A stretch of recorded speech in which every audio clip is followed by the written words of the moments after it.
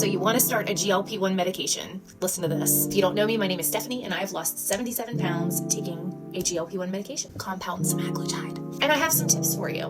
We know it's the new year, and a lot of people have started the journey. Let me give you some of my top tips. Tip number 1. I don't know why I'm pointing because I'm not going to put text here. Anyway, you do not need to trample people to get an ugly red Stanley. Okay, that's number 1. Okay, don't do it. You need to just drink water. It doesn't matter if you buy a Stanley. First of all, you don't even need any new water cups. You don't, okay? Go in your cabinet. I know that you have a water jug or a stainless steel container of some kind, or even just a paper cup. Drink water. You do not need a Stanley. That's my PSA. That's number 1. Number 2, and this is a pun intended, make sure that you do something to keep your bowels moving, okay? Because these medicines slow your gastric emptying, therefore constipation is a really common side effect, okay? I don't care what you do, whether you take Miralax a couple times a week just to keep it going, whether you take a magnesium supplement, a lot of people do Mag-O7, a lot of people do the mag citrate, you better do something because you're gonna need something.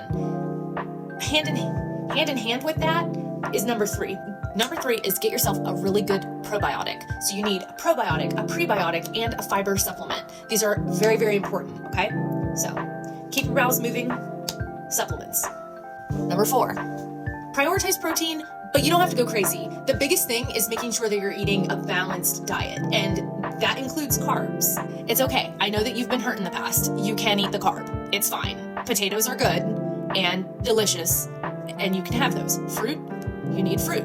Try to aim for whole foods. If it's a whole food, you need that. It's carbs, big deal. So well-balanced meal, lean protein, carb, veggie, fiber, whole grains, whole foods. Do you see where I'm going with this? Now, of course, there's gonna be people in the comments that say, well, I'm diabetic and I can't have, okay, listen, you know what you can have and what you can't have, all right?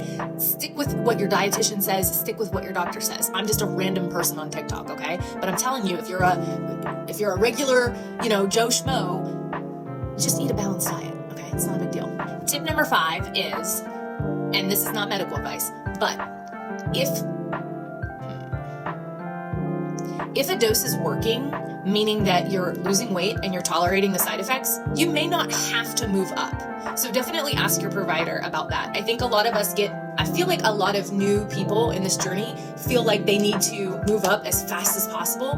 You don't always want to do that, okay? So if a dose is working for you, AKA you're losing and you're tolerating the side effects, you may not have to move up. You may be able to ride that dose for a while before you have to move up. Take it from the girl that lost 30 pounds on 0.25 of Ozempic. Granted, yes, maybe I'm a unicorn, but I'm just saying, microdosing, go low and slow, you're welcome, and good luck. Follow for more tips.